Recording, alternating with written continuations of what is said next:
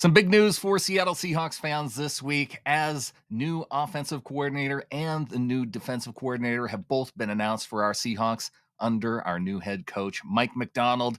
We've got Ryan Grubb coming over from the University of Washington. He's going to be leading up the offense. Aden Durde coming from the Dallas Cowboys as the linebackers coach, going to be heading up the defensive coordinator position. We get into our thoughts, we get into our opinions right here on the Seahawkers podcast.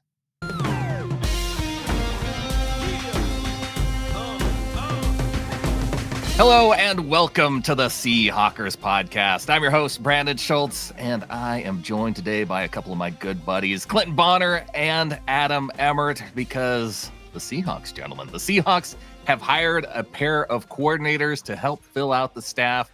We've got offensive coordinator Ryan Grubb coming from our Washington Huskies and Aden Durde coming over from the Dallas Cowboys. So now that we've filled out the staff, we're going to talk about it, react to it. There's a lot of stuff we don't know, but hey, that's never stopped us before. How you doing, Adam? Hey, man, you bet. We're going to shoot from the hip here a little bit. One thing that we do know is that Aden Durde will not be calling plays for the defense. Mike said that was going to be what he's going to be doing. So, Clinton, let's start there, because for me, it's like, all right, they got a guy. Hopefully he can teach whatever McDonald's message is. He's not going to be calling the plays, and he can organize everything and practice for the week and all that. And then the rest of it for game days up to McDonald. That's what I'm looking for from Durde. What do you think there? Yeah, boys, we are riding dirty. What else do we got to do, right? So, we don't know. I don't know that much about the gentleman just yet. I know the lineage. I know he's from England, and I actually listened to some other podcasts that had a bit more understanding of his background from England and then over to the States. I like it because what it signifies for me is like, look, McDonald was the number one defensive head coach, like that's it. Like, hey, that's the dude. So if this is his dude, then I have to imagine he sees something special in this person. And maybe it's some things about a certain area of the field that he feels Durde is specialized in, coming from the Dan Quinn area, which is Dan Quinn, Pete Carroll, the way they set the line, things of that nature. All sounds good to me, but it's like, for me, it's just like early faith that if we like McDonald, well, then we got to like the guy he chose. So that's kind of where I leave it for now until we get some more firsthand knowledge of Durde. How about you, Brandon? Well, it definitely seems like we're heavily influencing toward linebackers because Mike McDonald, former linebacker, and we learned that here in the past week. Jen Mueller asked what his actual position that he played while he coming up through football. It was linebacker. Then they go and they get the linebackers coach from Dallas, and so that's about what I can glean from that. Yeah, I mean, that's kind of, you've summed it up pretty well there, Brandon. And I really don't have a lot on Durde because it doesn't matter. We hired our defensive coordinator. His name's Mike McDonald. So it's kind of like one of those things. Can he just get things organized for Mike for game day? If he can do that, make the message clear to the players as to what their jobs are. That's all you're looking for out of the guy. Not all that exciting to me. I approve, I guess. But at the end of the day, I think the more exciting hire, Clinton and Brandon, is OC. So I'll let one of you guys take it from there, because this Grubb hiring is interesting. Well, it's interesting too, because both of these hires, one of the things that I felt like going into this hiring process was that something to watch would be, is he going to go out and just hire dudes that he worked with either in Baltimore, at Michigan, at any of the stops along the way, and just focus on guys within his own orbit that he knew. And with the hiring of Aden Durde, that's obviously not the case. And now with the hiring of Ryan Grubb, doesn't appear to be the case too. I couldn't see any obvious connections between the two. The more obvious connection is that Grubb, being local to Seattle, that he gets to stay in his spot and not move to Alabama, which I assume he has to be super happy about.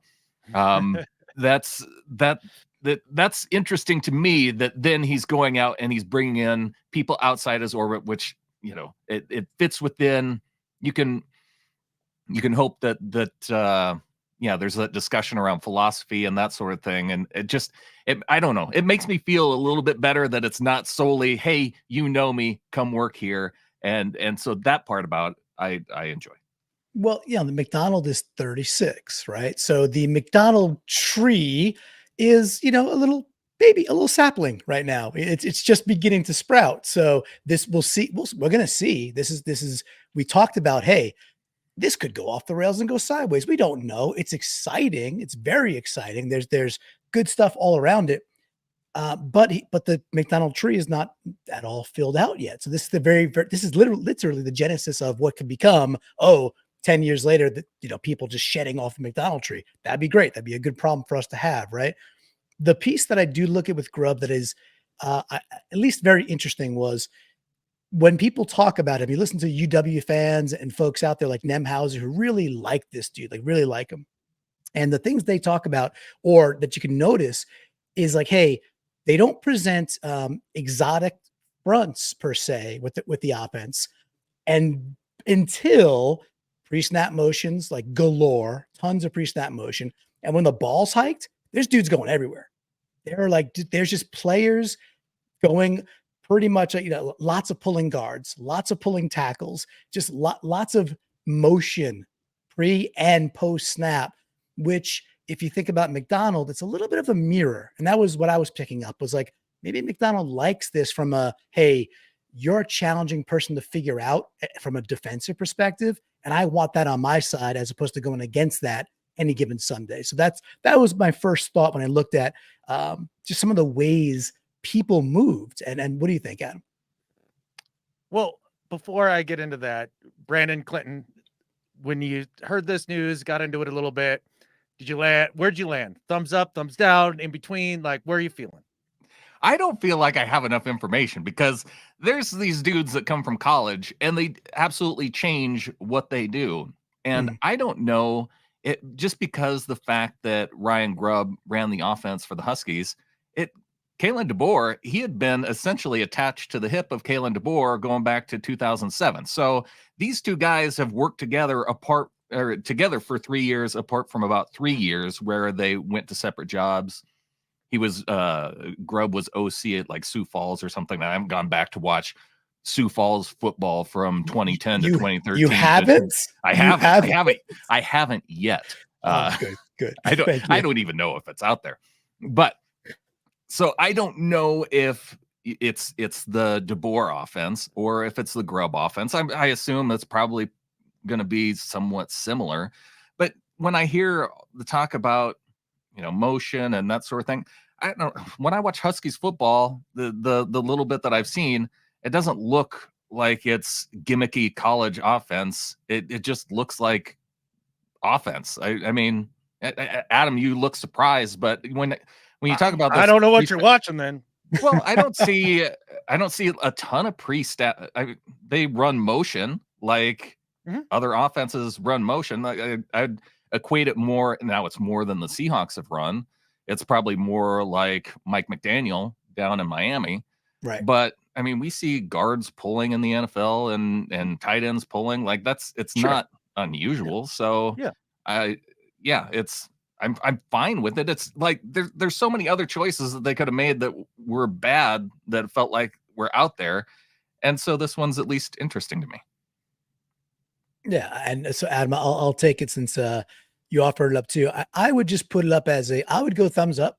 I'm an optimist anyway. And it is to me an exciting hire. I do, when I look at some of the games that are on there, I do see a team that will challenge, is fast paced, takes its shots.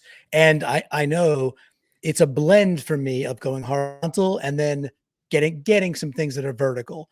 And some of the run stuff this is where Brandon, for me, some of the run stuff was a lot of pulling kind of over and over and over again in the run game. And you need some athletes for that. You need different types of bodies for that. So that'll be interesting to see how does that play in the NFL? Does that carry over when you've got bigger dudes going, bigger and faster guys that are all NFL pro level. So that'll be interesting. But also he can change. Like what he's doing, what he did at UW, The other thing I would say that I liked is I think when he finds a weakness, he seems to understand, okay, that's where we could just dive in, and till they stop it, go ahead, stop us. If it's a horizontal game, stop it. If it's pulling guards and tackles and, running off tackle that way, stop it. Show me you can stop it. And I don't think there's not like a sequencing issue that I saw. It was just like, okay, that's working. Double down, triple down on that. Make them adjust to, at this point, us. So I'm also pretty bullish that he'll be able to look at the NFL game and adapt and realize that, hey, what exactly worked at UW exactly is not going to translate, 1-to-1 to the NFL. Yeah. So I think you guys pointed out a lot of important stuff about at least the offense that we saw in the field, and the fact that we absolutely don't know if that's going to be what we see in Seattle.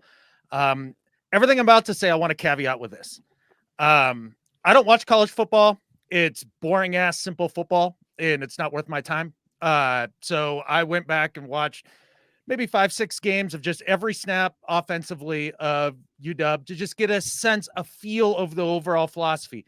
Yes, I'm sure they do 1,000 different things. You betcha. Like, it's not just the same 3 plays or anything like that. I'm just looking for a theme, like an offensive philosophy when I look at that. Secondly, if you're fired up for this OC hiring, that's awesome. I hope you continue to be fired up. I hope that after what I'm about to say in 2 years, we revisit this conversation and I'm dead bleeping wrong.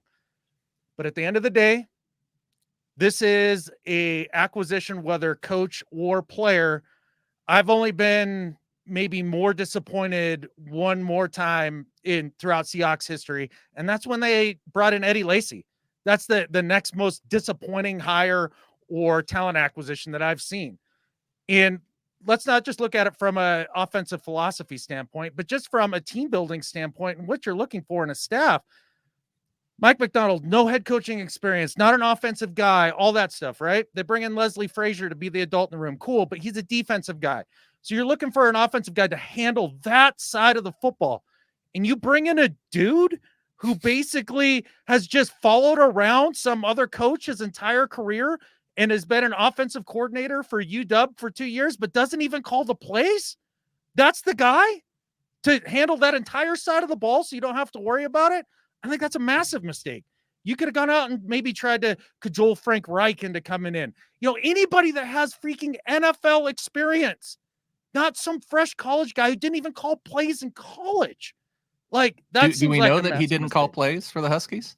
From what I can tell is that Kalen DeBoer liked calling most of the plays, but he also trusted Ryan Grubb now and then. Cool. That's great.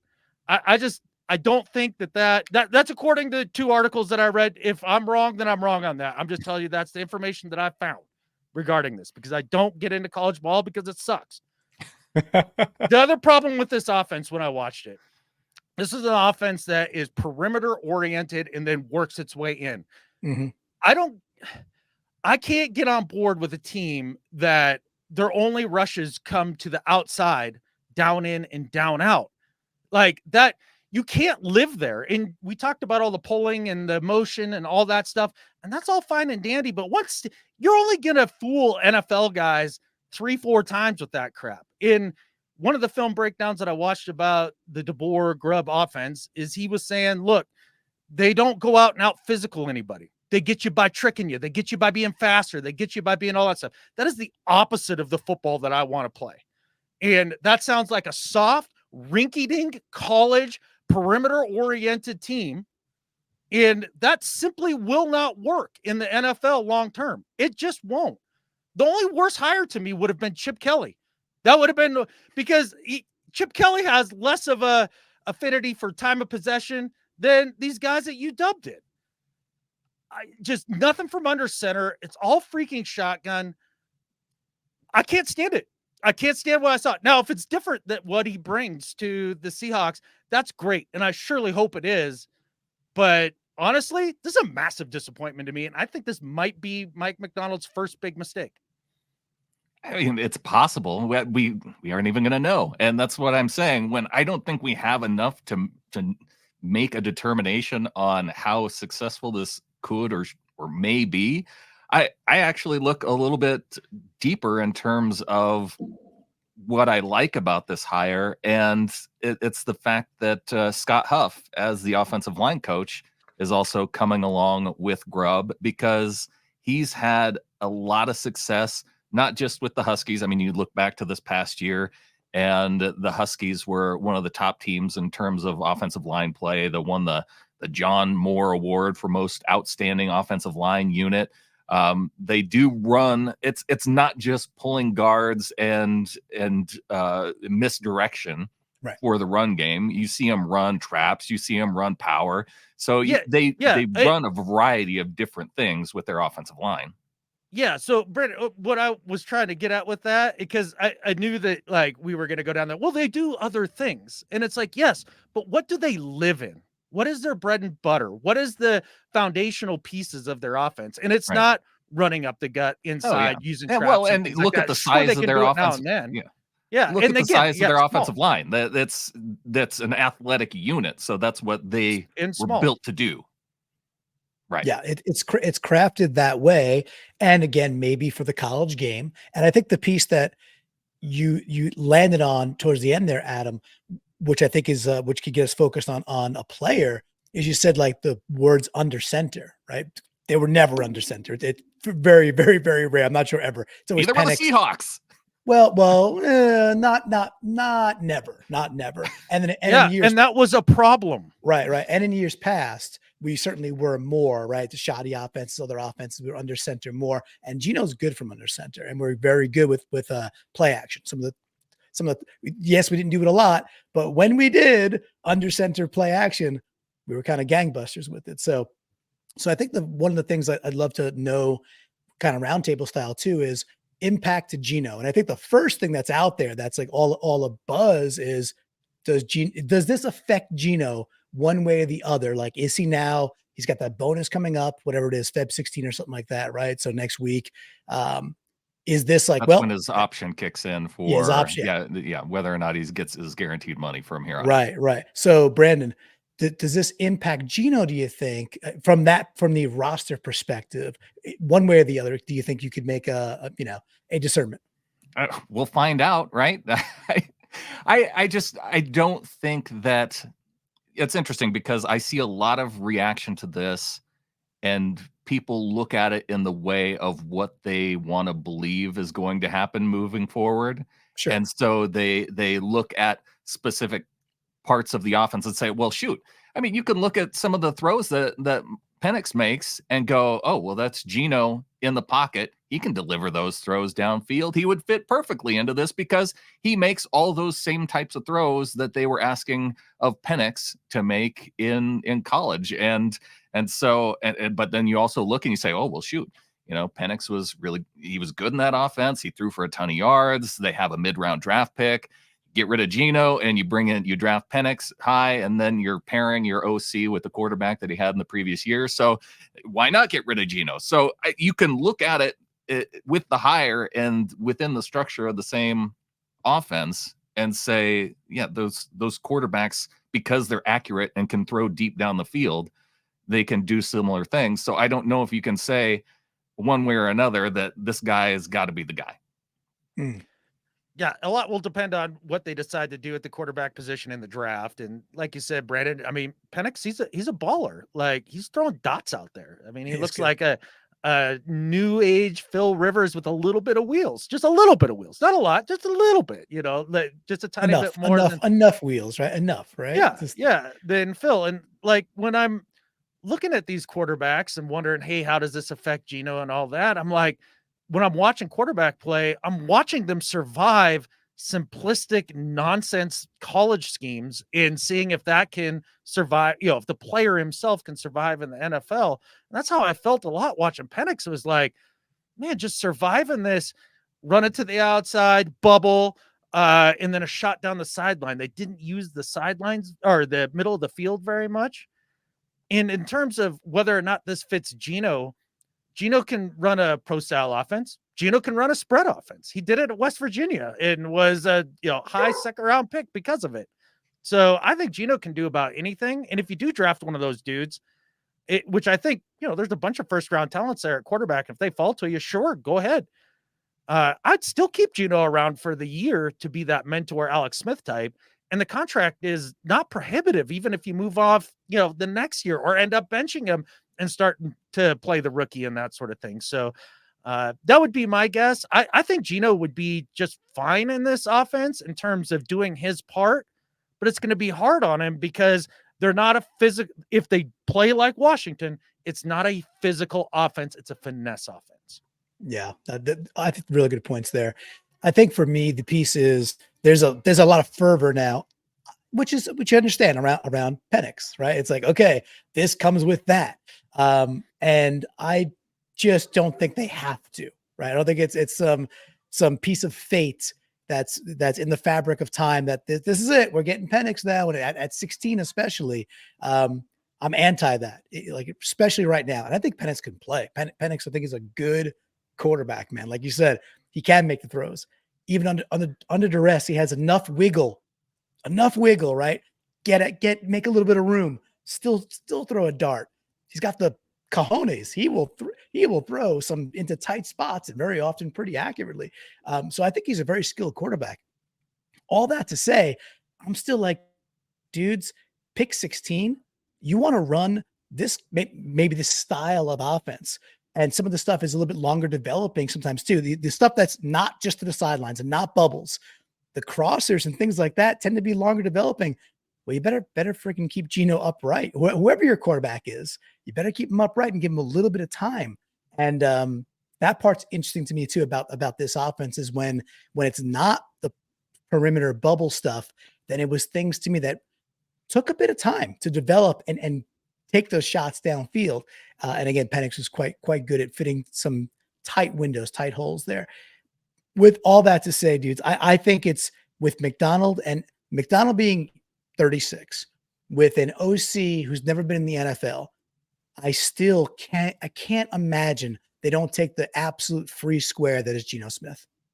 I can't imagine it. It's a free square with a. I mean, I can imagine it. I can absolutely see a team really that is essentially starting over and going, hey, why don't we start over more and go young at quarterback? Maybe you keep Drew Lock around because he's cheap, and then you start building the offense. Well, and yeah. So from that point of it, I could understand trying to reinvest that money, especially if you're talking about putting it in the offensive line and the defensive line and trying to build up that way. What if a team came to the Seahawks and said, I'll give you a 2 or a 3 for Geno? You interested? Yeah, yeah, a high 2, I'm interested. A 3, I'm really not. Not. And that's interest. That's interest. I hear you, because then you can do what you want with your 1, and you get that backfill in the 2 that we don't have. Mm-hmm. It's interesting.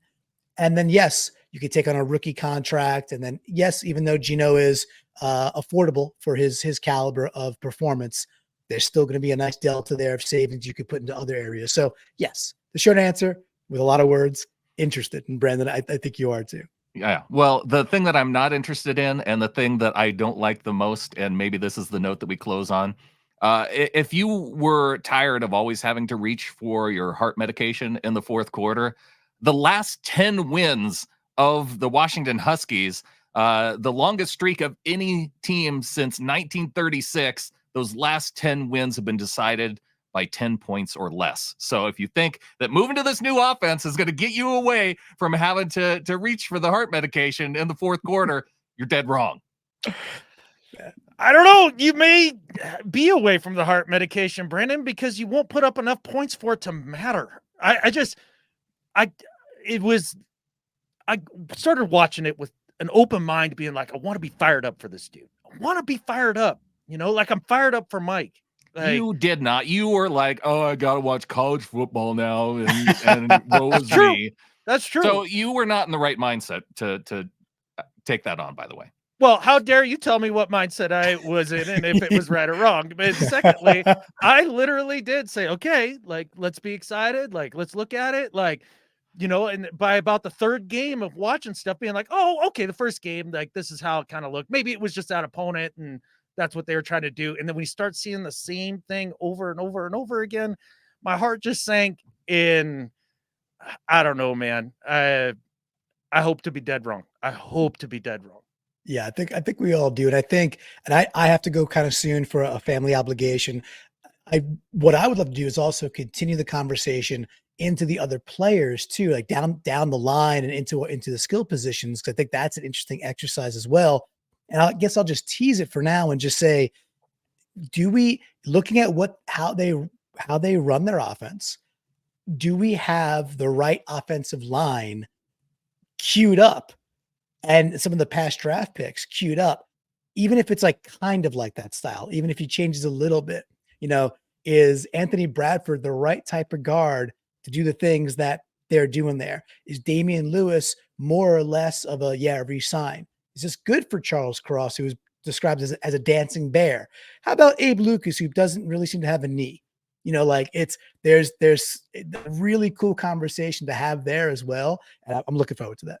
I'm looking forward to going and watching some Sioux Falls Cougar football from 2010 to 2013. Go Cougs! Go Cougs! Yeah. No, that'll be a lot of fun for you, Brandon. Why don't you go ahead and enjoy that? I'll leave you to that one. I think there's, like, thinking of Canine, Clinton. I mean, the style of run being so perimeter focused, you would think that would play into Canine's hands to a degree. Yes. Like, that's where he likes to go, that sort of thing. I think a position group that we might as well just let die is tight end at this point, because it's all 3, 4, 5 receiver sets if they, again, play like Washington played. So I think it could affect them there. And in terms of the offensive line, I have watched teams try to go this route multiple times through the history of the NFL. I was just listening to Emmitt Smith talk about this the other day at a Super Bowl interview. And he was like, look, the first team that figures it out to go and play real deal smash mouth football will win multiple chips in a row, because all of the linebackers are getting smaller. All the linemen are getting smaller. Everybody's getting smaller and faster. And so now it appears that we're getting a guy who runs a horizontal, fast trickeration type offense is what it's predicated on. And now you're playing into the strength of today's modern defenses. I don't know, man. He does have a history of some smash mouth football too at the college level. So at Sioux Falls, gosh, been trying to tell you. Go Cougs! And I think with that, there's only one thing left to say. Go Hawks. Go Hawks. Sioux Falls doesn't matter. Go Hawks.